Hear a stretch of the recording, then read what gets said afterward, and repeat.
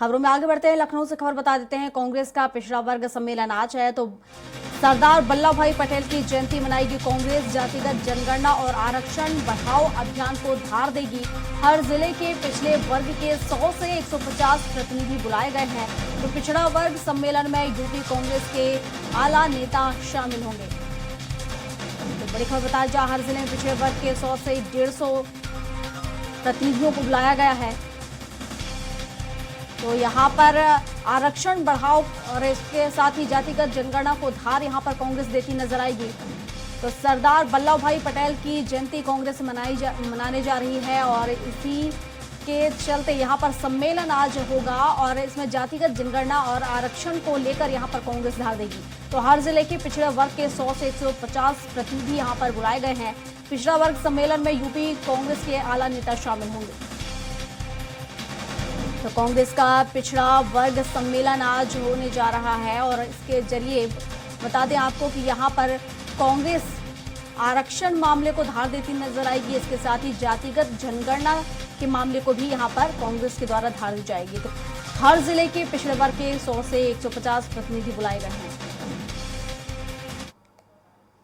और इस पर विस्तार से जानकारी के साथ घनश्याम निशांत चौरसिया हमारे साथ, हमारे सहयोगी लाइव जुड़ चुके हैं लखनऊ से। तो घनश्याम का ही रुख कर लेते हैं। घनश्याम, कांग्रेस पिछड़ा वर्ग सम्मेलन आज मनाने जा रही है, किस तरीके से इसको मनाया जाएगा? और देखा जाए तो यहाँ पर हर वर्ग के लोगों को बुलाया गया है, करीब 100 से 150 लोगों को इसमें सम्मिलित किया गया है, प्रतिनिधियों को।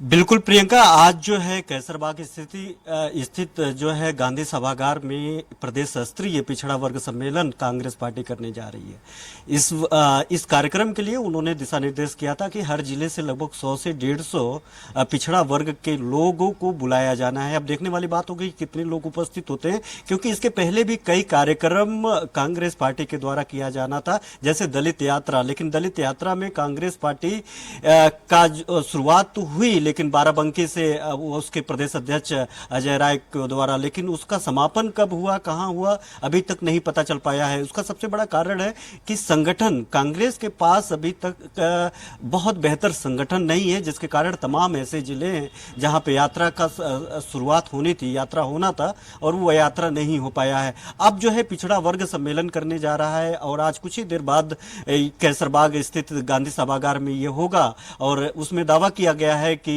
हर जिले से 100 से 150 लोगों को यहाँ पे इकट्ठा किया जाएगा। सरदार वल्लभ भाई पटेल की जयंती के अवसर पे आज ये कार्यक्रम शुरुआत की जाएगी। इस सम्मेलन के जरिए जातिगत जो जनगणना है और आरक्षण कहीं ना कहीं उसको धार भी कांग्रेस देगी।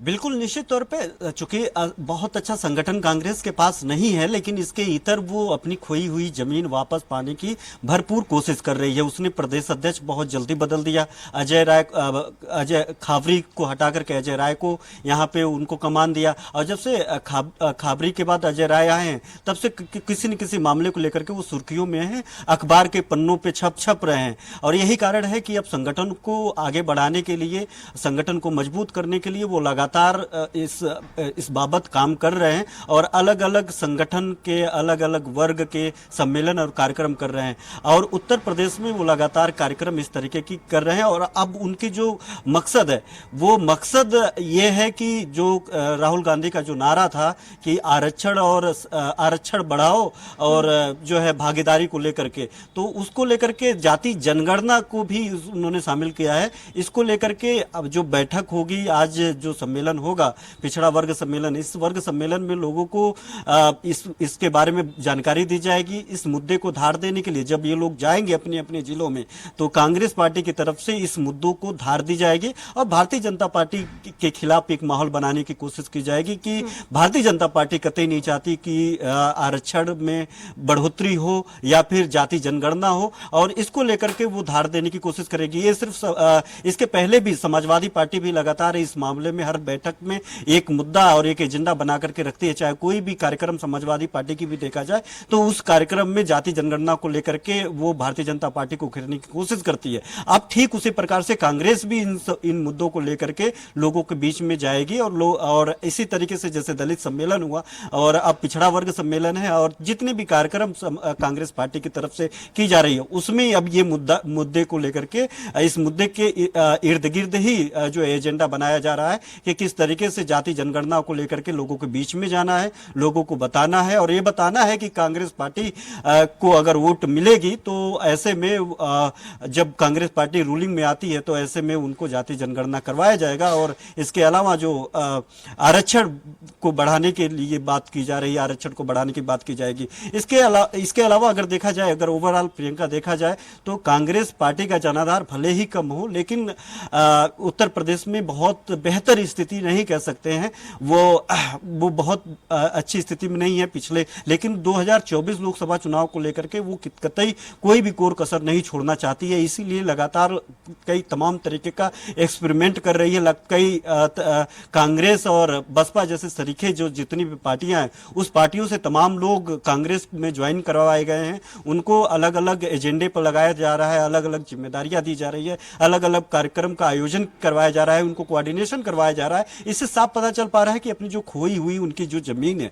उसको वापस पाने के लिए सभी सारे तरीके के कवायद प्रदेश अध्यक्ष अजय राय के द्वारा किया जा रहा है। और हाल ही में देखा, हम लोगों ने तस्वीरें देखी कि सीतापुर में आजम खान से मिलने के लिए भी वो चले गए। उन्होंने अखिलेश यादव को और समाजवादी पार्टी को घेरते हुए कहा कि अगर सही वक्त पर सही तरीके से अगर उन्होंने आजम खान की लड़ाई लड़ी होती तो ये नौबत नहीं आती। तो इससे साफ पता चलता है कि अब वो एक्टिव मोड में जो गर्त में चली गई थी कांग्रेस, अब भी एक्टिव मोड में आने की कोशिश कर रहे हैं, चूंकि 2024 को लेकर के उसे उम्मीद है कि उत्तर प्रदेश से अगर कुछ भी थोड़ा बेहतर अगर हम लोग रिजल्ट दे पाते हैं तो उससे जो है राहुल गांधी के और जो कांग्रेस नेतृत्व है, जो सेंट्रल की कांग्रेस नेतृत्व है, केंद्रीय नेतृत्व को हम लोग मजबूत कर पाएंगे। क्योंकि उत्तर प्रदेश एक बड़ा राज्य है और यहाँ पे समाजवादी पार्टी और भारतीय जनता पार्टी रूलिंग में है, समाजवादी पार्टी विपक्ष में है और जो तीसरी चौथी नंबर की पार्टी है वो कांग्रेस है, भले निचले स्तर पे है, तो वो थोड़ा सा मजबूत करने की कोशिश है। और आज इस कार्यक्रम के तहत इन सब सारे एजेंडों को लेकर के वो धार देने की कोशिश की जाएगी ताकि जनता के बीच जा करके कांग्रेस पार्टी के लिए एक अहम जो है जिम्मेदारियां दे करके कांग्रेस पार्टी को लेकर हम प्रचार प्रसार किया जा सके। लोकसभा चुनाव नजदीक है, ऐसे में कांग्रेस अपनी यहाँ पर पैर मजबूत करने की कोशिश कर रही है और जनजाति और आरक्षण हम देखें तो एक बड़ा मुद्दा रहा है। शायद यही वजह है कि पार्टियां इन्हें साधने में जुटी हुई हैं। फिलहाल शुक्रिया आपका तमाम जानकारियों के लिए।